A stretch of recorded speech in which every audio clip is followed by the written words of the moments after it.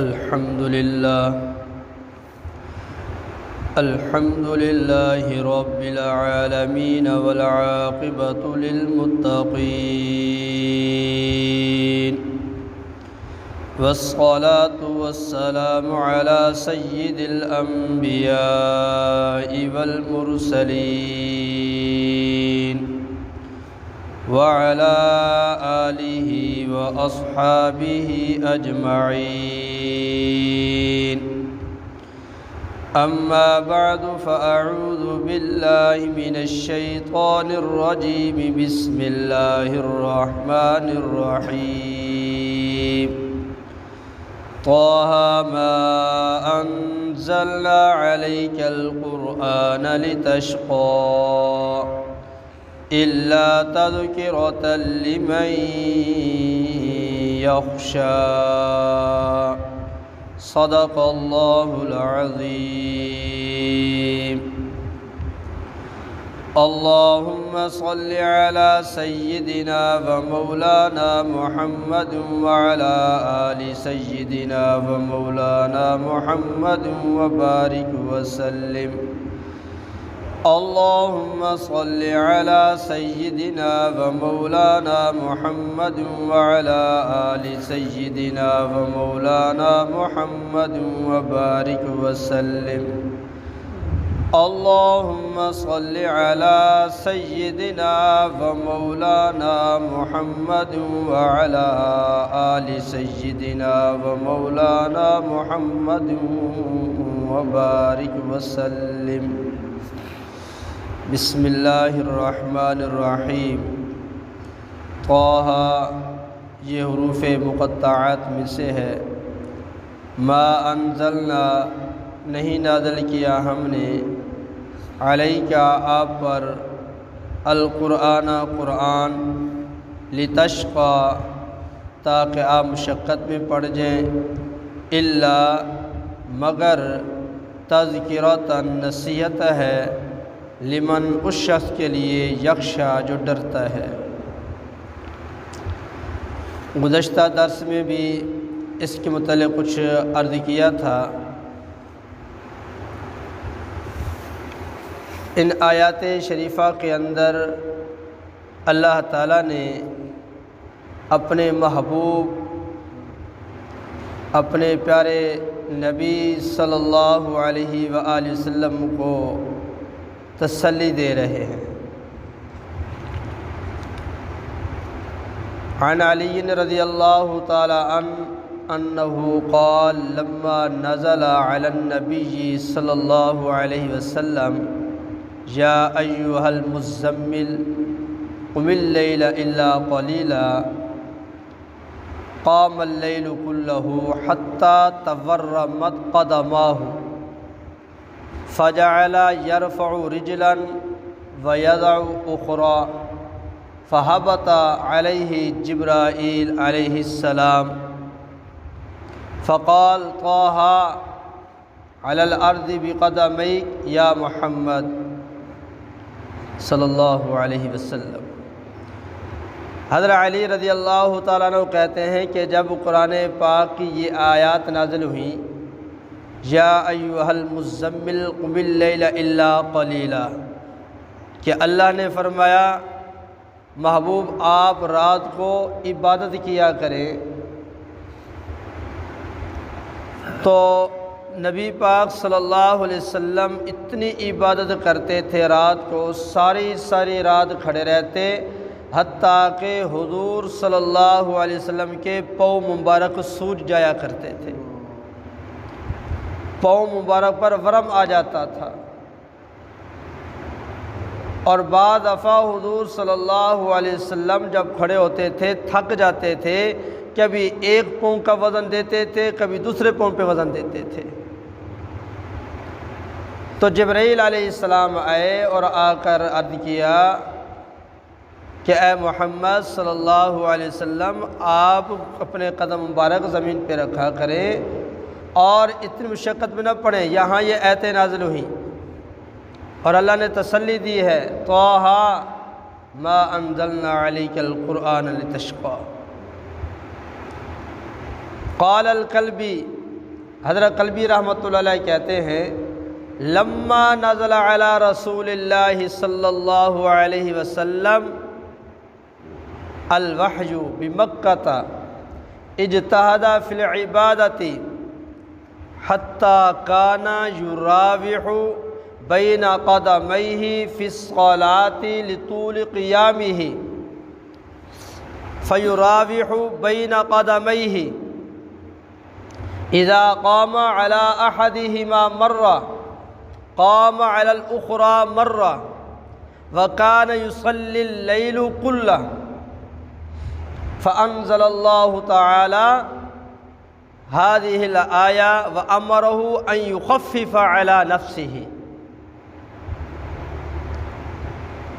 حضرت قلبی رحمۃ اللہ علیہ کہتے ہیں جب حضور صلی اللہ علیہ وآلہ وسلم پر وحی نازل ہوئی مکہ میں،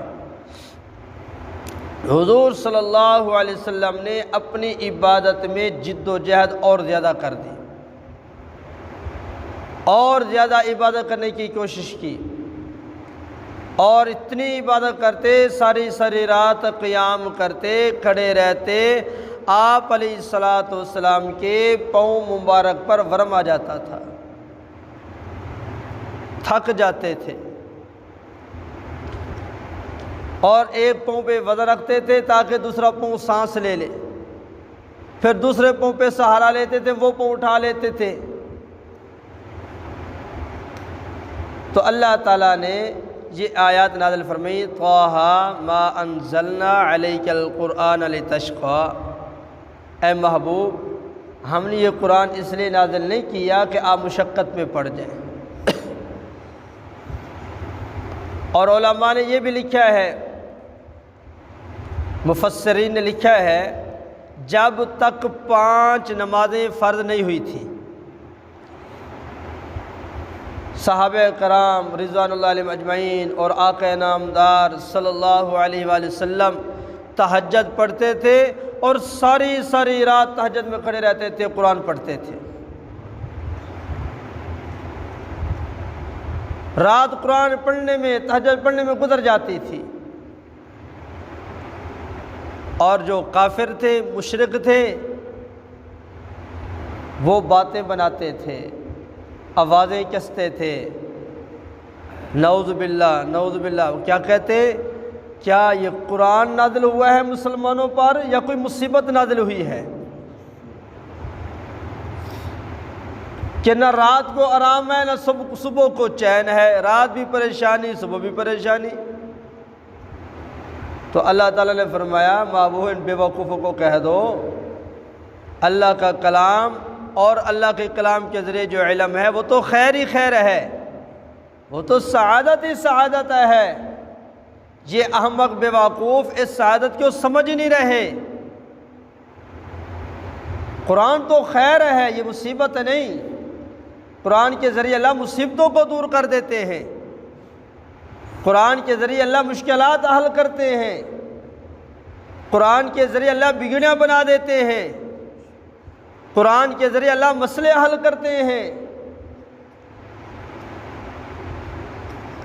کفار جو طعنہ دیتے تھے اس پر اللہ تعالیٰ نے فرمایا محبوب آپ پریشان نہ ہوں، اور آپ جو ساری رات کھڑے رہتے ہیں اور تھک جاتے ہیں، محبوب آپ ایسا نہ کیا کریں، کچھ آپ پڑھ لیا کریں پھر آرام بھی کر لیا کریں۔ پھر حضور صلی اللہ علیہ وسلم کا یہ معمول ہو گیا، شروع رات میں آرام فرماتے تھے، آدھی رات کے بعد کھڑے ہو کر تہجد پڑھتے تھے، رب کے سامنے راز و نیاز کی باتیں کرتے تھے۔ اور مفسرین نے یہ بھی لکھا ہے کہ حضور صلی اللہ علیہ وسلم جب قرآن پڑھتے تھے، مشرکین مکہ، کفار مکہ وہ قرآن نہیں سنتے تھے، اور اگر کوئی حضور صلی اللہ علیہ وسلم کے پاس کھڑا ہوتا تھا اس کو بھی کھینچ کے لے کے چلے جاتے تھے، چلو جی اس کا قرآن نہیں سننا۔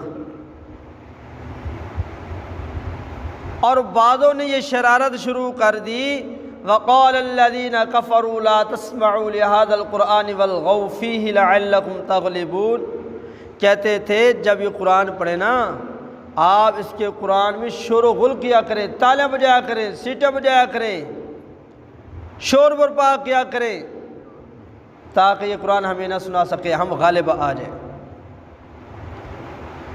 اب رحمت دو عالم صلی اللہ علیہ وآلہ وسلم قرآن سنا رہے ہیں، قرآن کے دشمن قرآن کے مقابلے میں تالیاں بجا رہے ہیں۔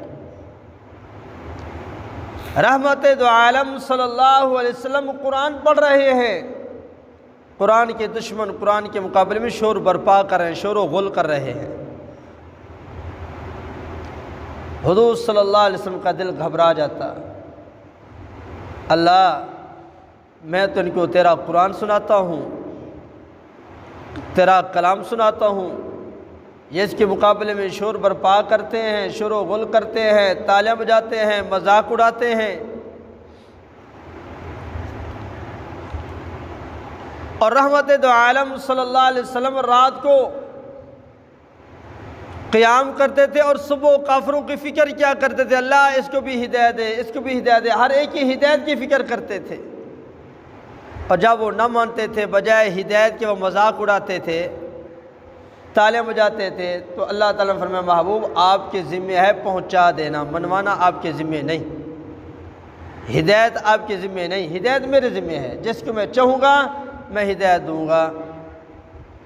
آپ کا کام ہے سنا دینا، بتا دینا، دعوت دے دینا، آپ دعوت دیں۔ تو اس پر یہ آیت نازل ہوئی، طٰہ ما انزلنا علیک القرآن لتشقی الا تذکرۃ لمن یخشی، یہ قرآن اس کے لیے نصیحت ہے جو ڈرتا ہے، اور جو ڈرتا نہیں اس کے لیے کیا نصیحت ہے؟ دیکھو بھائی، رحمت دو عالم صلی اللہ علیہ وسلم، صحابہ کرام رضوان اللہ علیہم اجمعین ساری رات قرآن پڑھتے تھے، اور آج ہم دیکھیں، اللہ معاف فرمائے، آج ہمارے گھروں میں قرآن تو پڑھے ہیں، لیکن ہمارے قرآن جو ہمارے گھروں میں پڑھے ہیں، اللہ کے قرآن ہمارے گھر میں جو پڑھے ہیں، یہ ہمیں دعا نہیں دے رہے۔ کہتے ہوں گے اللہ میں تیرا کلام اس گھر میں آیا، اس زبان حال سے قرآن کہتا ہوگا کہ گھر والے ٹی وی تو صاف کرتے ہیں، کبھی مجھے صاف نہ کیا۔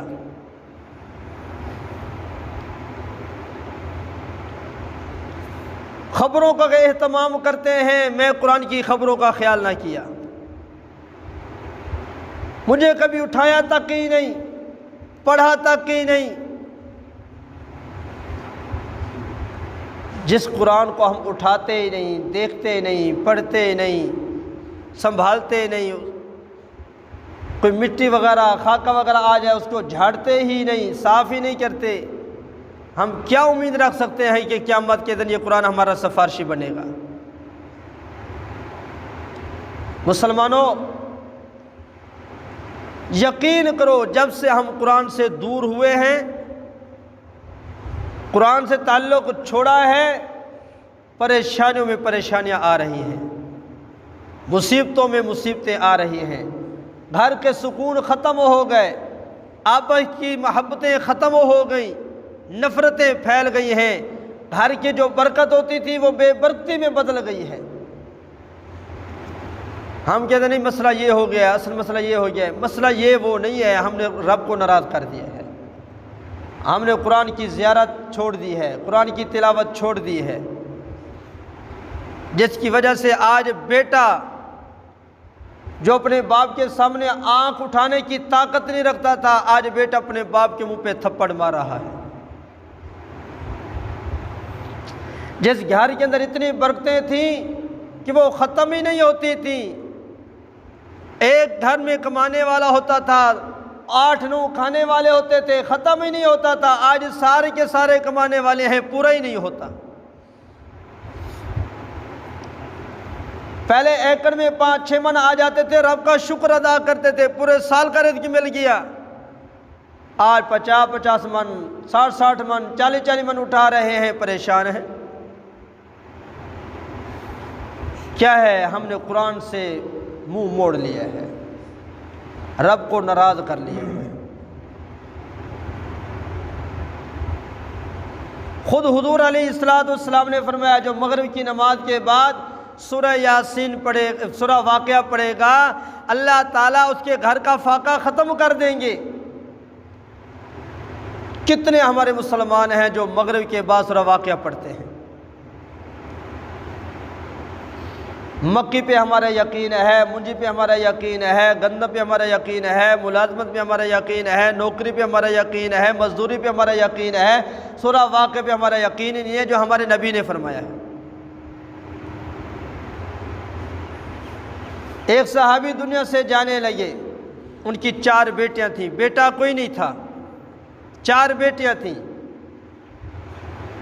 تو وقت کے امیر المؤمنین نے آ کر کہا کہ یہ کچھ ہدیہ قبول کر لو آپ کی بیٹوں کے لیے، آپ تو جا رہے ہیں، آپ کا بیٹا ہے نہیں، چلو وہ گزارا کریں گے۔